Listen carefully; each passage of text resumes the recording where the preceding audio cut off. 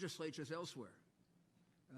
All we ask is that you listen to the facts that we're presenting and then evaluate it. I can't help but note that we're doing it here in Gettysburg. Over 156 years ago, the fate of our country hung in the balance right here on this hallowed ground for 3 relentless days of bloody close combat between 2 armies that lost over 50,000 casualties.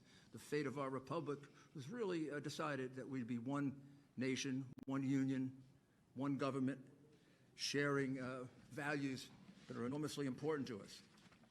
And I don't want to overstate it, but I do believe that those values are at stake, not only in this election, but in the way this election was conducted and in what we're going to do about it.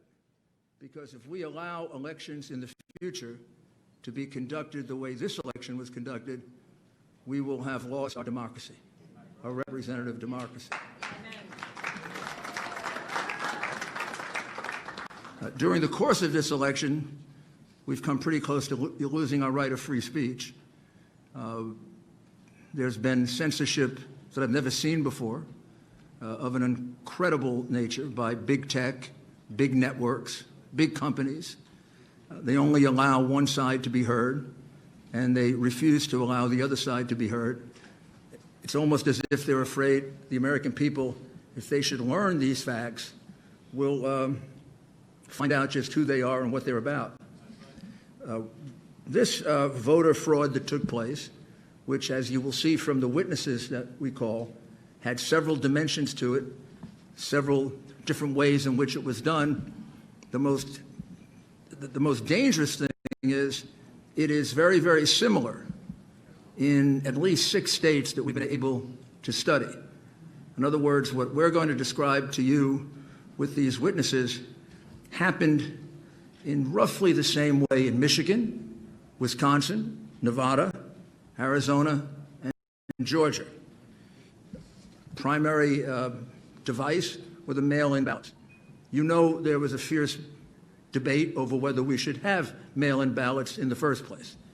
Many scholars, many experts always felt that mail-in ballots were very dangerous because they're very easy to forge. It leads to more defrauding. We were warned by Justice Souter, among others. We were warned by President Jimmy Carter and former Secretary of State James Baker in a report that they did on how to make elections more secure. They warned us that the one thing to do is do not go to general mail-in voting because every place it's been used, it's led to tremendous fraud. And that was reiterated, believe it or not, in an article in the New York Times in 2012, an article they have now forgotten they wrote, that explained the same thing. And I think what you're going to find as you study your mail-in ballot procedure here in the Commonwealth of Pennsylvania and then in the 6 other places, this was a terrible mistake, and it allowed the leadership of a party that had become pretty expert at voter fraud to really go wild. So the witnesses we present are going to first show you that in the case of Philadelphia and in the case of Allegheny County and 1 or 2 other counties, the mail-in ballots that were received were not inspected at all by any Republican. They were hidden from Republicans. In the case of Philadelphia and Allegheny County, I can't be absolutely certain, but I believe the witnesses will show that a Republican never got to see a single ballot.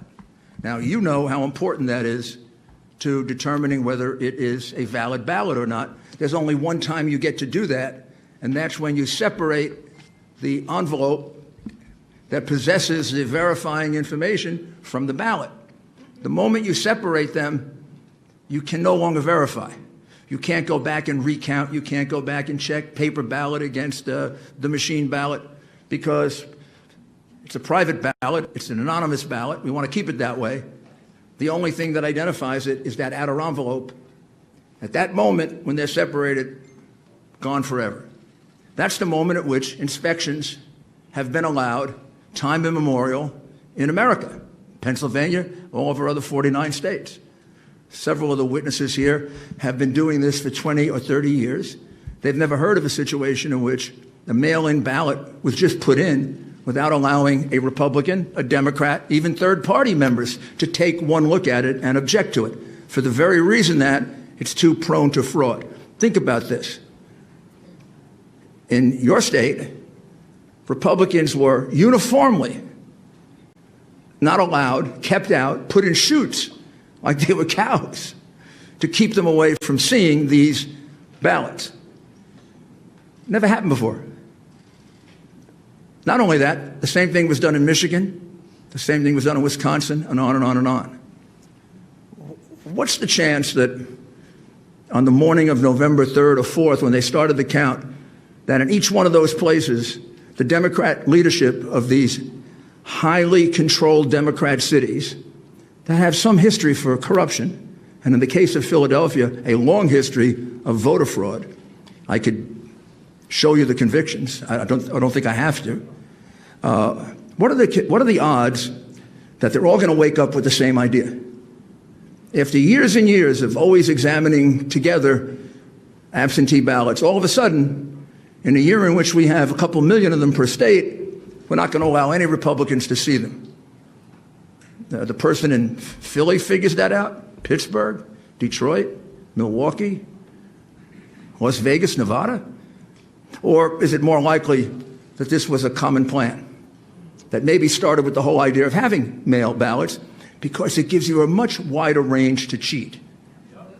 When you had just a small number of absentee ballots, like 400,000, you have a certain range that you can cheat. When you have 250 or 2.5 million, you have a much bigger range to do that.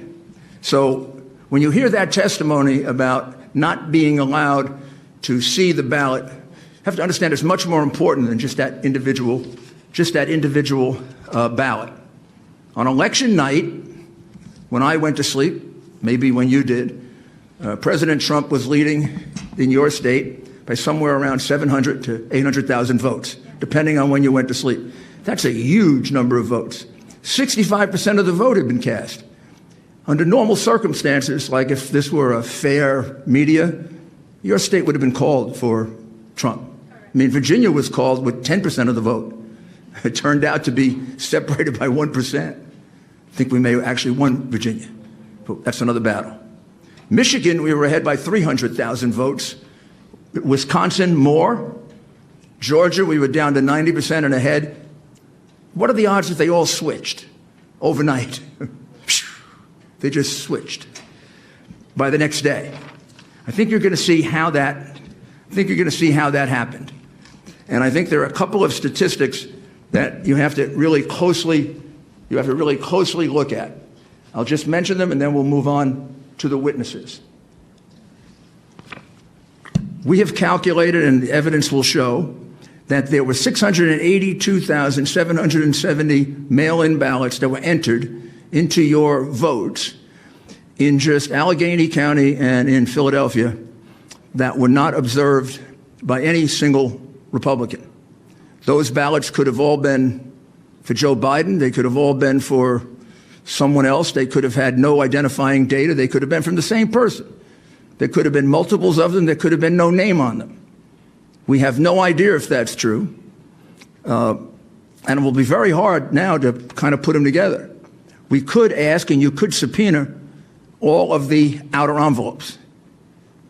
It'd be very interesting to take a look at the 682,770 outer envelopes. It'd be very interesting if they were kept. And it would be very interesting to see how many of them weren't filled out. But in any event, under the law of your state, which is set by you, those ballots are illegal. The judge, mistakenly in his opinion, said that we want to disenfranchise 6 million people. We don't want to disenfranchise anyone. We want to disqualify 682,000 votes so that 74 million people are not disenfranchised, because that's what happened by the cheating that went on here. I'll give you one other enormously puzzling statistic. You sent out in the state of Commonwealth of Pennsylvania 1,823, 148 absentee or mail-in ballots. You received back 1.4 million approximately. However, in the count for president, you counted 2.5 million. I don't know what accounts for that 700,000 difference between the number of ballots you sent out and the number of ballots that ended up in the count. That number, 2,589,242, was on your government website until yesterday.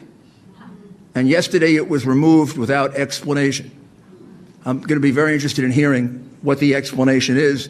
And I can't imagine you could possibly certify without knowing the explanation to that, as well as the explanation to the 22,686 mail-in ballots that were returned on the day they were mailed. That's a trick. How about they were returned? How about 32,591 were returned the day after they were mailed? Another 20,000 were returned before they were mailed. Of course, I think this is a kind of a low count, and I guess the crooks in Philadelphia are disappointed in this. They only submitted 8,021 ballots from dead people, mail-in ballots for dead people. It's probably easier for dead people to submit mail-in ballots than it is to vote in person. You had about 30,000 of those. We're checking the records of the cemeteries around Philadelphia. You have 4,984 mail-in ballots that were never requested, and on and on and on and on. Your election, because of these two counties and maybe one other, is a sham. It's a disgrace to your state. And finally, I don't need to remind you of this. I think I need to remind America of this. The election for the President of the United States is not run by the governor of your state. It's not run by your election commissioner. The United States Constitution makes it clear who has the responsibility for running this election. Article 2, Section 1, Clause 2 of our Constitution doesn't say that ABC gets to call the winner or CNN. It says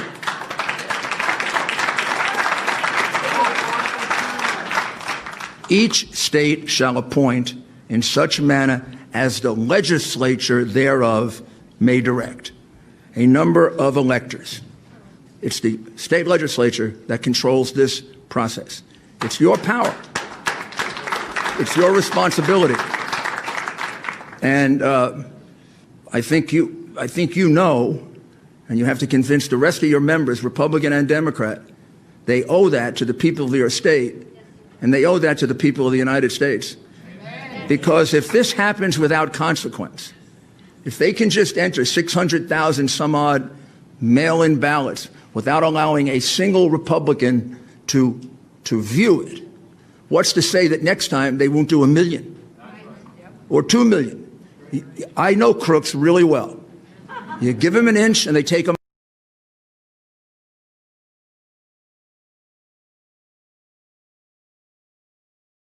mile, and you give them a mile and they take your whole country. So now we'll proceed with the witnesses.